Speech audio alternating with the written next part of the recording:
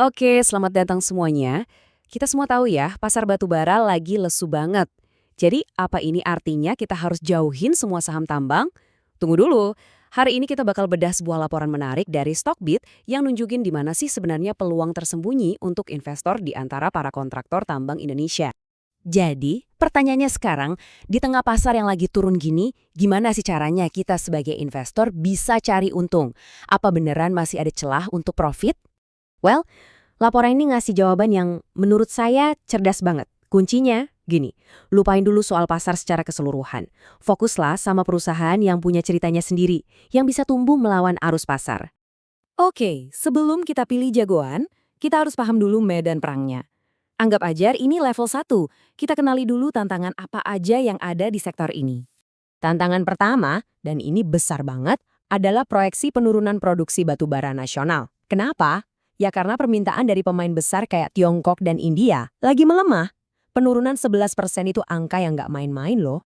Dan masalah kedua, bisa kita lihat di sini, harga batubara itu sendiri.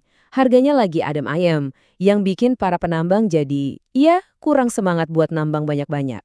Nah, kalau penambang mengurangi aktivitas, siapa yang kena imbasnya? Tentu aja para kontraktor. Terus gimana soal nikel?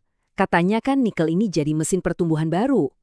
Betul, tapi laporan ini nunjukin kalau skala bisnis nikel itu masih kecil banget, baru sekitar 10% dari bisnis batubara. Jadi, belum cukup kuat buat ngangkat seluruh sektor sendirian. Nah, setelah tahu tantangannya, kita perlu paham aturan mainnya. Model bisnis kontraktor ini tuh sebenarnya gimana sih? Apa yang bikin mereka beda dari penambang biasa dan, yang penting, lebih tahan banting? Simpelnya begini, kontraktor itu dibayar buat mindahin tanah dan gali mineral. Pendapatan mereka itu dihitung dari volume, seberapa banyak yang mereka keruk, bukan dari harga komoditasnya. Ini poin yang penting banget buat diingat. Lihat perbandingan ini, jelas banget kan bedanya? Kalau penambang, pendapatannya naik turun bareng harga komoditas, volatil banget. Tapi kontraktor, pendapatan mereka jauh lebih stabil karena mereka dibayar per volume kerjaan. Risiko harga komoditasnya jadi jauh lebih rendah buat mereka. Nah, ini buktinya. Grafik ini nunjukin dengan sangat jelas. Lihat deh profit penambang kayak Adero dan ITMG, grafiknya mirip banget sama roller coaster harga batubara. Sekarang bandingin sama Pama, seorang kontraktor. Jauh lebih landai kan? Jauh lebih stabil. Oke, kita udah paham medan perang dan aturan mainnya. Sekarang saatnya pilih jagoan kita. Ada 3 pemain utama yang dibahas di laporan ini, UNTR, Dewa, dan PTRO. Di sini kita bisa lihat ringkasannya. Masing-masing punya profil yang beda banget. Ada UNTR si raksasa defensif, lalu Dewa si penantang dengan pertumbuhan super, dan PTRO si kekuatan sinergi. Tiap-tiap dari mereka ini nawarin gaya investasi yang beda total buat portofolio Anda. Pertama, kita bahas UNTR. Ini pemain raksasa, sang incumbent. Masalahnya, karena dia besar banget, nasibnya ya ngikutin nasib sektor batubara yang lagi lesu. Tapi di sisi lain, valuasinya murah dan dividen yieldnya menarik, sekitar 8,3%. Jadi, ini semacam pilihan defensif yang aman. Selanjutnya, Dewa. Nah ini ceritanya beda banget. Dewa ini lagi transformasi. Mereka ganti model bisnis. Dari yang tadinya banyak pakai subkontraktor dengan margin tipis, sekarang mereka kerjain sendiri proyeknya biar dapat margin tembel. Potensi pertumbuhannya sangat besar. Terakhir ada PTRO. Ceritanya juga unik. PTRO ini baru aja gabung ke ekosistem besar Barito Group. Ini artinya apa? Mereka bisa dapat banyak proyek baru, baik dari luar maupun dari perusahaan-perusahaan di dalam grup Barito sendiri. Jadi, pertumbuhannya didorong oleh sinergi.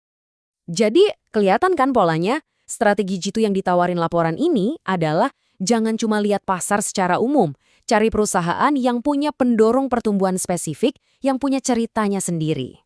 Kita lihat lagi datanya. UNTR, si raksasa, prediksinya kurang bagus. Laba bersihnya diperkirakan turun. Kenapa? Ya karena dia terlalu terikat sama kondisi pasar batubara secara umum. Sekarang, bandingkan dengan Dewa. Wow, lihat angkanya. Ini bukan cuma pertumbuhan biasa, ini lompatan kuantum. Laba bersihnya diproyeksikan meroket.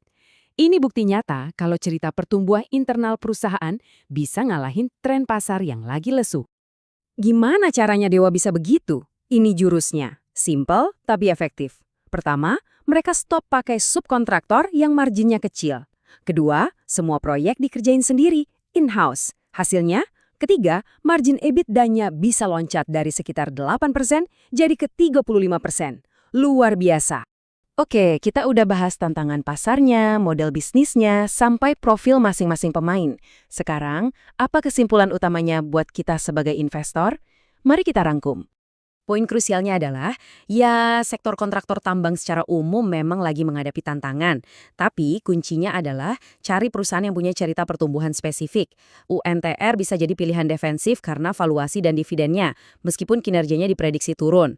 Nah, kalau Anda cari pertumbuhan, Dewa dan PTRO ini yang punya cerita paling kuat. Poin terpentingnya, mereka bisa sukses meskipun kondisi sektornya lagi nggak bagus. Jadi, pertanyaannya sekarang kembali ke Anda sebagai investor. Di tengah pasar yang penuh tantangan ini, strategi mana yang cocok buat Anda? Apakah Anda akan bertaruh pada sang raksasa yang stabil, tapi pertumbuhannya melambat? Atau Anda lebih berani mengambil resiko dengan para penantang yang punya potensi pertumbuhan eksplosif?